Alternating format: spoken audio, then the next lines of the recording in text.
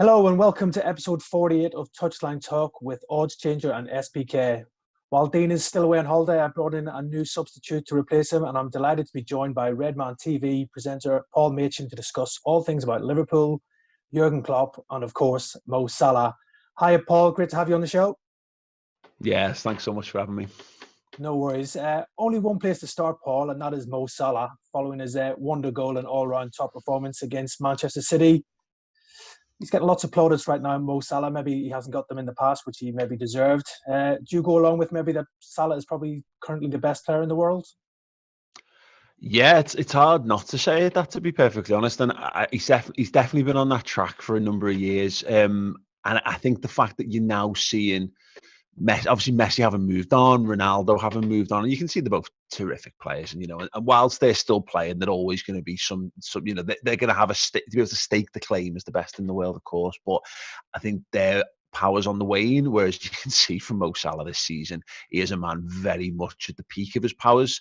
So yeah, it's hard. I mean, it's probably between him and maybe Lewandowski, but there's definitely something about a guy who just does a little bit more than just being a striker. Salah's all-round play, assists as well, as we saw for Mane at the weekend. Yeah, I think he's the best in the world. 6 goals and 3 assists in 7 Premier League games so far this season for Mo Salah. Jimmy Carragher said after that City game at the weekend, it was vital that Liverpool tied down the Egyptian to a new contract. Under contract until 2023. Talks are ongoing over a new contract for Salah, but still nothing signed yet. Liverpool obviously focused on securing their top stars down to new contracts this summer rather than spending big in the transfer market. How vital is it that they do get Salah to sign a new contract and pledge his long-term future to the club? Yeah, it's massive. I mean, look, they'd have to have something incredible up their sleeve otherwise. Because you missed your window to sell Salah. If you were going to get maximum value out of him, it needed to go this summer. So your alternative is you get to the end of this season, he's got 1 year left on his deal, and then you're left with a situation where, could he be undervalued? I mean, I suppose Mbappe just kind of blew that out the window with PSG, with no one able to come near to reaching their asking price on him, of course. But yeah, you need to. I see no reason not to as well. This is not like Fernando Torres at Liverpool, where he was spent. And everyone would have liked to see Torres stay at Liverpool because they loved him so much. But by the time he moved to Chelsea, you could see he was half the man that he was previously. Salah he's just something else. He's beyond something else. And yeah, you should be keeping, if you've got the best player in the planet in your team, you should really be doing everything in your power to keep him as long as possible. Yeah. Do you believe Liverpool should break their wage structure then to keep Salah, given the deal that he's meant to be looking for? Big money, like we know the big clubs, the Manchester Uniteds and Cities, could pay those massive wages, and they do already. Do you think Liverpool have to do that now to persuade Salah to stay? Yeah, and to be fair, when we say persuade, I don't think there's any persuading really to be done. I think Salah wants to stay. I think he deserves to be paid duly for it. And the good thing about it is that, and because of that, I don't think we're talking about the silly money that's being spent at United or Chelsea or City and what have you. You look at some of the very, very average players that they've put extortionate wages on. I think you'll get Salah for, we'll probably be able to put Salah alongside someone and go, gosh, he's still earning less than X, Y, and Z. But it's because he's bought into the cause. Liverpool should do what they need to do, because it's very much the team ethic at Liverpool. So they've built a squad where no man is the star, but in that, he's still managed to be the star. And I think it's one of those rare circumstances where often if you break your wage structure for someone, there's a domino effect. What does that mean to the next top earner, and so on and so forth? Whereas he's been so good that I imagine even Virgil van Dijk, who would probably be the next highest, would look at it and go, you know what, fair enough. Because I know there's no one on the planet again who can do what Mo can do. So yeah, I think Liverpool will. I can't see it being too much longer before that's done. But yeah, fingers crossed it does get done. Yeah, every Liverpool's worst fear right now is that Salah doesn't agree to this new contract. How would you go about replacing Salah? Is it possible? Well, you can't. No, you can't. You can't. I mean, look, you can get another body in. You can get several other bodies in. We've seen big players move on in the past, and Liverpool have dealt with that in a variety of different ways. There's an emotional side of things, which I think when you reach a certain age, and it happens, you had your heart broken enough times over football that you realise that Liverpool have always got a star. They've always got a brilliant foot. We can always go and get another. But we've had world class, and we've had best in the world in their positions. But again, I can't think of a time when we've ever had the best in the world. Just period, full stop. Exclamation point. So no, you can go out and get lads who have pace and they've maybe got an eye for goal. You'd maybe have to go do something different. I think if Salah goes, you can't afford to do anything less than go and get a Haaland or an Mbappe or someone who's on the rails to being the next best player in the world. Yeah, it's going to be a big few months ahead for Mo Salah and Liverpool, trying to tie down the Egyptian to his new contract, which every Liverpool fan really wants that news now that Mo Salah will be signing that contract to extend his stay at Anfield. Obviously, we're coming up to the transfer window again in January. Any regrets from the summer transfer window, Paul, about not bringing in a new midfielder to replace Gini Wijnaldum? No, not really. I think Liverpool, obviously we've got a couple of injuries at the moment, notwithstanding, but there's so much quality in that Liverpool midfield. It's ridiculous. It's genuinely ridiculous, and it's a shame because I think the Gini Wijnaldum stuff's a real shame, and I think Jurgen Klopp quite clearly wanted to keep him as well. He was an integral part of the side, integral part of the squad.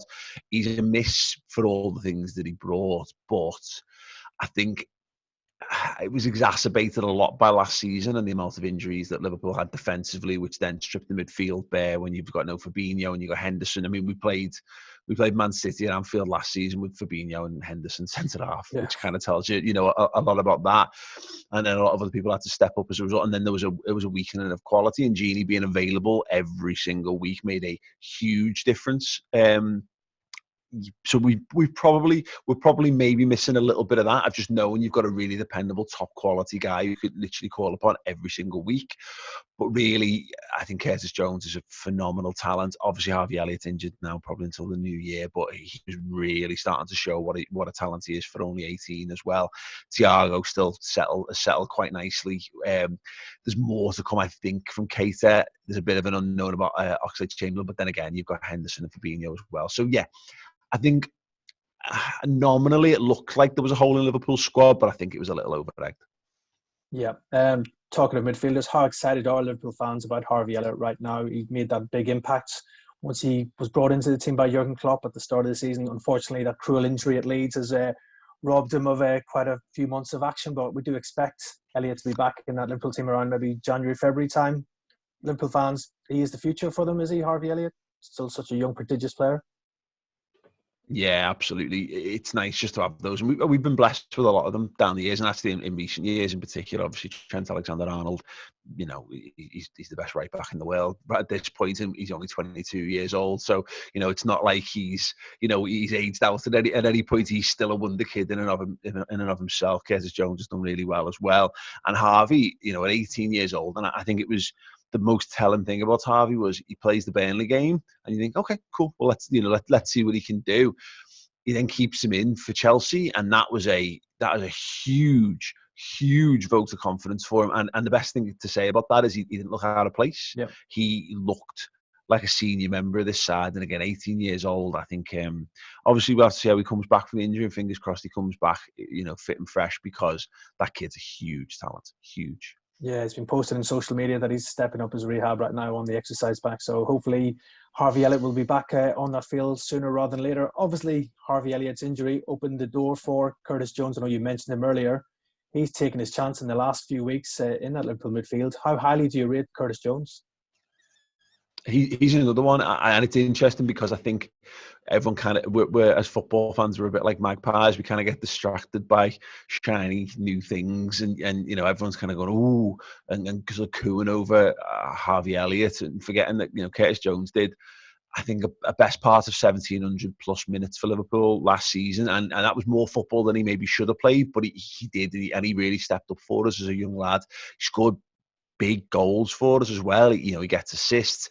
I mean, the assist stats can be a touch misleading. He technically gets an assist for Salah's second goal against City, which I'm sure he'll be happy to pad his stats out with, but I'm sure everyone knows that was a little bit more to do with what Mo did after he received the ball than maybe the ball he received. But he's over 6 foot. He's quick. He's got a phenomenal touch. He's very good in one-on-one situations, dribbling with the ball, and he's got an eye for goal. Yeah, he's he's really one to watch. And it's interesting that the Elliott stuff might help him go under the radar a little bit, which I think will benefit him, because he could do with just really settling into the team. And the good thing about him is, I think he's gone from being, maybe last season he was a consistent 6 to 7 out of 10, which for the young lad's great. We've seen 8s and 9s from him this season. If he can just put that consistency down, then we've got a hell of a player there. Yeah, already made 50 first-team appearances for the Reds, which is quite a feat already at such a young age as well. So the future looks bright for Liverpool in midfield with Harvey Elliott and Curtis Jones. Looking ahead to the future as well, Jurgen Klopp's contract runs until 2024.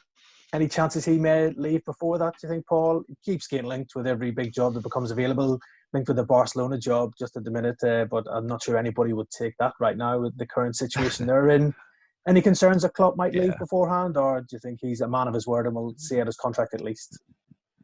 Nah, not a chance. Not a chance on earth that he'll leave before that. Barring unforeseen circumstances, and we could just make this the anxiety half hour if we want to. We can talk about all the worst case scenarios where things might unfold. But I think given the circumstances of last year, and if he can come through that.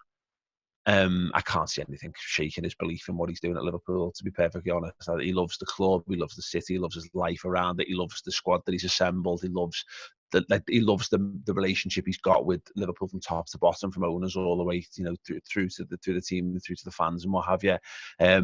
He does. He loves it. He genuinely does. And it's more likely, I think, that he'd extend. And I don't know how likely that is, but I just mean on the scale of likelihoods, he'll probably leave when his contract's up, because I think he might feel he just needs to go and have a little bit of a break from football for a bit, recharge the batteries, and maybe see what his next step is.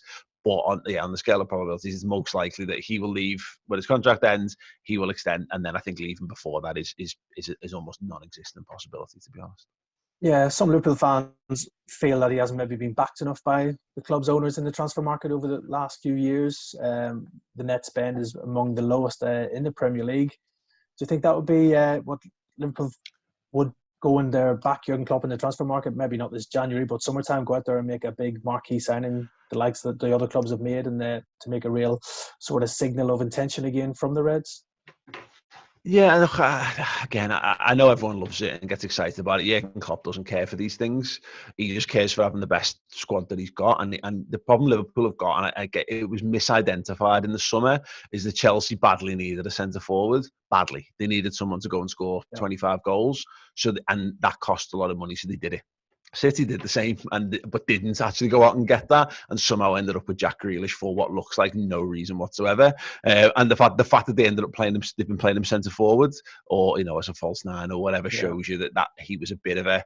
I'm not really certain what the reasoning behind his purchase was, to be perfectly honest. And Man United are just desperate to remain relevant. So I've been doing this for a number of years, of buying the biggest name players available, but not worrying about how they upset team harmony or how they actually fit into a coherent system. Liverpool were already at the peak of their powers. So there was no space for a marquee sign in Liverpool's squad, to be honest. And I think the only way where that's likely to happen is if one of the existing guys were to move on. I think he would have, particularly Salah. I think if Salah moved on, you have to go and get a marquee just to replace his standing in the game and all the shirts and merch sales and stuff that are associated with that. Liverpool have got the best right back, best goalie, best centre half, best left back, probably the best DM. Definitely, now with Mo Salah, the best right winger, and it really take your pick with Mane and to anyone else in the world on that side. Between Firmino and Jota, you've got a 1 in 2 to 1 in 3 goal scorers up there as well, and a whole host of young talents to bolster it all.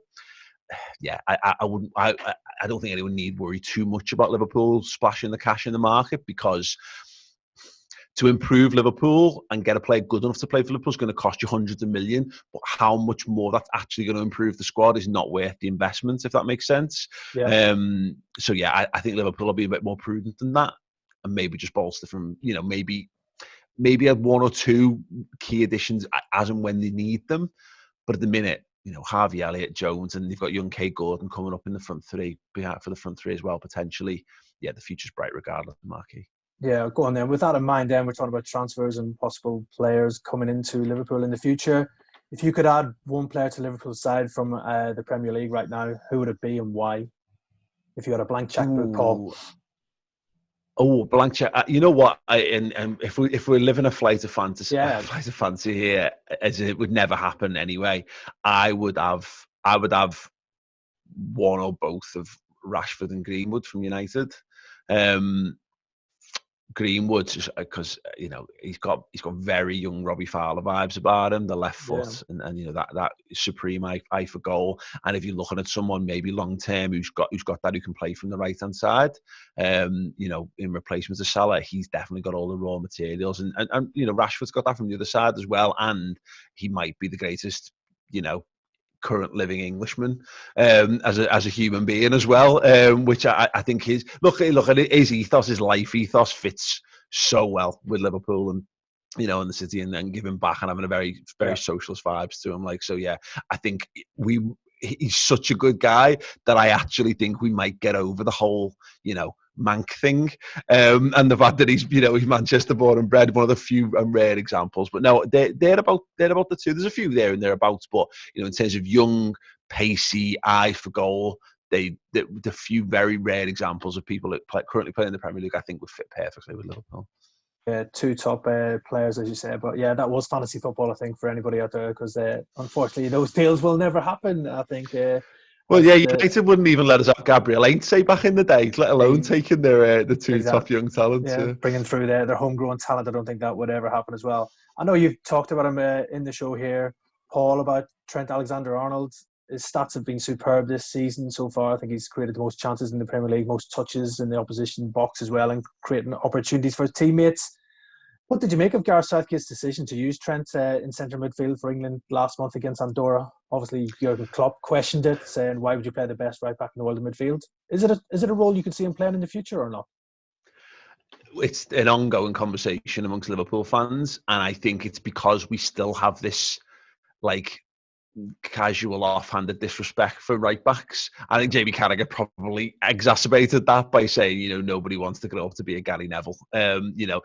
Everyone knows, anyone who's ever played football at any level, you normally, if you've got a player and you're like, we just need to throw someone in the side, we need an extra body who's turned up when a man's short in Sunday League, you play them a fullback, you do, because it's like the position where you're most out the way. It's like the least desirable position on the pitch. But Trent has almost reimagine that, not uniquely so, because I think the most comparable player in recent times is probably Dani Alves, just in terms of attacking output and just being an all-round phenomenal footballer. He's great, and I get it, because he's got a great range of passing, he's got a good engine, he's got an eye for goal as well. He's a supremely talented football player. I get it. I get why you'd think midfielder, but I'm totally with Jurgen on that. What's the point? And I understood Southgate's decision to go with Reece James, because I think he's terrific as well. He's very much a modern right back, but I don't think he possesses the technical attributes that Trent does.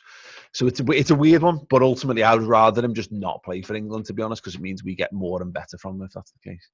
Yeah, he's currently injured at the minute, so misses out in this international week that we've got coming up for England as well. But it's probably a case of Trent just being so good that people feel that he could play anywhere. But I'm sure Jurgen Klopp knows him best, and he thinks right back's the best position for him. And as you said, he's not done himself any harm over the last few years, establishing himself probably as the best right back in the world. Right, obviously Liverpool, disappointing defence of the Premier League title last season for numerous reasons with the injuries and everything, but they had a great end to the season to finish in the Champions League places. Started off well this season as well, Paul, unbeaten in their opening 7 games. What's the target for Liverpool this season? Is it to regain that Premier League title or Champions League again?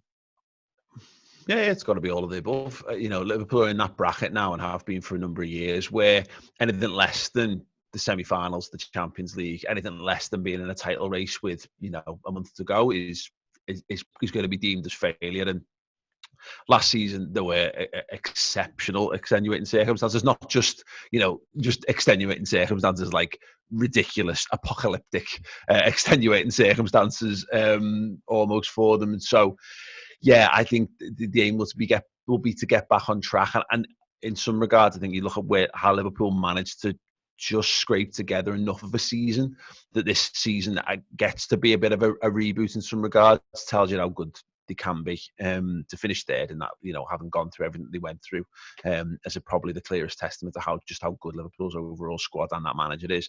So yeah, I think they will be. I think you saw Mo Salah's post-match social media posts, just that we're going for the title. They have to be. You can't be that good. You can't have that many good players who've been together that long and have that level of understanding.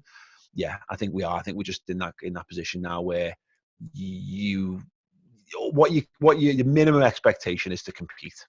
You can get to a final and you can lose it, and you can get to a last couple of days situation and not win it. And we've been there before. 17-18, Liverpool lose the Champions League final to Real Madrid. It's a one-off game of football. It happens. Liverpool got pipped to the title in 18-19 by Man City. Both teams go on an unprecedented points return rate. That happens. You win the title literally every season, other than that season with the way Liverpool have gone. That's the kind of season I think we're looking for again, just to be in the conversation come the end.